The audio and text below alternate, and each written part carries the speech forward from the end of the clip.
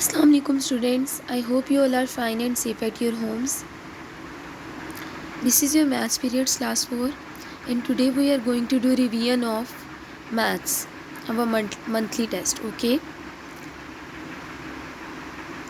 So first we are going to do conversion of fractions to decimals. And we have 4 by 10 and the answer will be 0.4. As you know, the denominator is 10 and the number of 0 is 1. So the number of digit in decimal number would be 1. So it will be 0.4. And 23 by 100, the number of digits in the denominator, the number of zeros in the denominator are 2. So it is very clear you have to write 2 digits after point. So it will be 0.23. Now, conversion of fractions to decimals. We have 2.7. Students हम इसको दो तरह से लिख सकते हैं 27/10 and 2 whole 7/10. Both the ways are, both the way of writing are correct. Okay. Next, place value table of decimals. You can see the decimal table here. 1, 2, 3, 4, 5.67, 8. 10,000, thousands, hundred, tens, ones, point, tenths, hundreds, thousands. Now, student, you can see here a number 2.456.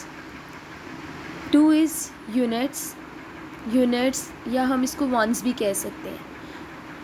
Then point, 4 is tens, 5 is hundreds, 6 is thousands.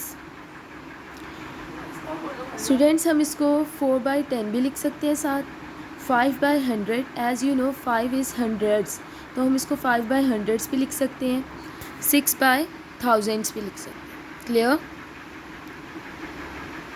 To find the place value of underlined digit, 23.425. 2 is underlined. So as we all know the decimal chart, 100, tens, ones, point, tenth, hundreds and thousands. So 4 is tens, 2 is hundreds and 5 is thousands. So 2 is hundreds. We will write 2 hundreds and 0.02. Now to place numbers in place value table. Students, आपको place value table लाजमी आना चाहिए अगर तो आपने किसी भी number की प्लेस वैल्यू फाइंड आउट करनी है या किसी भी नंबर को प्लेस वैल्यू टेबल में पुट करना है. Clear? Place the numbers in the place value table. We have 23 whole 4/10. तो इसको हम डेसिमल नंबर में पहले कन्वर्ट करेंगे क्योंकि ये डेसिमल में नहीं है, तो हम पहले इसको डेसिमल में कन्वर्ट करेंगे. It will be 23.4. Now we have table 100, tens, ones, point, tenths, hundreds, thousands. So 23. अब स्टूडेंट्स, हमने इसको पुट कैसे करना है? आपने पहले पॉइंट के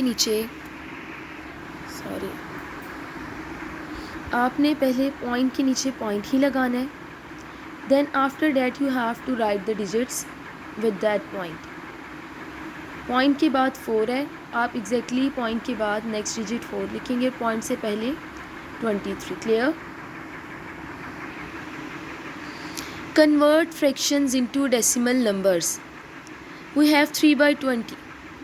स्टूडेंट्स, आपको जैसे पता है कि किसी भी फ्रैक्शन को हम डेसिमल में कन्वर्ट तब तक नहीं कर सकते जब तक कि उसके डिनोमिनेटर में 10, 100 या 1000 ना हो. तो स्टूडेंट्स, यहाँ पे भी हमारे पास 3/20 है. It means we have to make 20 into hundreds और थाउजेंड्स. तो हम इसको 100 में कन्वर्ट करेंगे. 25s are 100. It's not 20, it's 100. 25s are 100 and 3 5s are 15. It will B 15/100 और फिर उसको हम डेसिमल में कन्वर्ट करेंगे तो हमारे पास आ जाएगी value 0.15।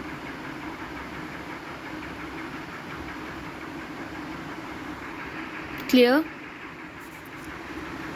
Like decimals. Like decimal numbers are those which have same equal number of digits after point. Like 23.156, 45.997.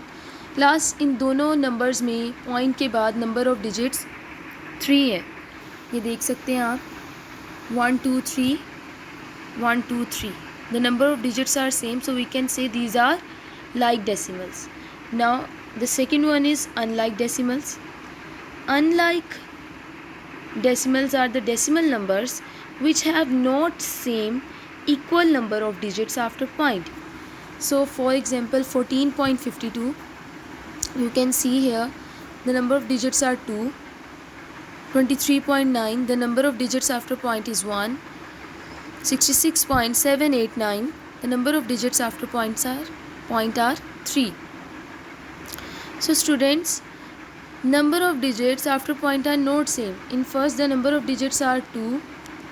In second number the number of digits after point are 1 is 1, and in third number the number of digits after point are 3. So these are unlike fractions, and we can make them like by adding zeros. Like these are 3, we can make the first two into 3 numbers into 3 digits after point by adding 2 numbers, 14.520 and 23.900. इस तरह students जो हमारे number of digits हैं तीनों में equal हो जाएंगे और ये लाइक डेसिमल्स बन जाएंगे. हम इसको लाइक डेसिमल्स बना सकते हैं. यहाँ पे आपके पास एग्जांपल्स हैं लाइक डेसिमल्स की. You can see here. अच्छा, how to add decimal numbers? We have example 56.39 plus 18.61. You have to first write the given value into vertical form. हमने इसको वर्टिकल फॉर्म में कैसे लिखना है? सबसे पहले तो स्टूडेंट्स आपने डेसिमल नंबर लगाने. जैसे 56.39 आपने लिख ली है, आपने सेकंड वाली जो वैल्यू है उसका पहले डेसिमल पॉइंट लगाना है. आपका डेसिमल पॉइंट दोनों का सेम होना चाहिए, सेम प्लेस पे होना चाहिए. मींस जैसे आपका डेसिमल पॉइंट है तो दूसरी वैल्यू का भी डेसिमल पॉइंट एग्जैक्टली उसके नीचे ही होना चाहिए. क्लियर? और फिर उसके साथ साथ आपने वैल्यूज़ पुट कर देनी है.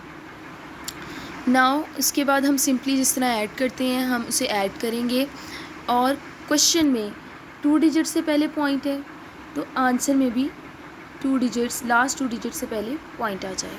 क्लियर? Adding decimals.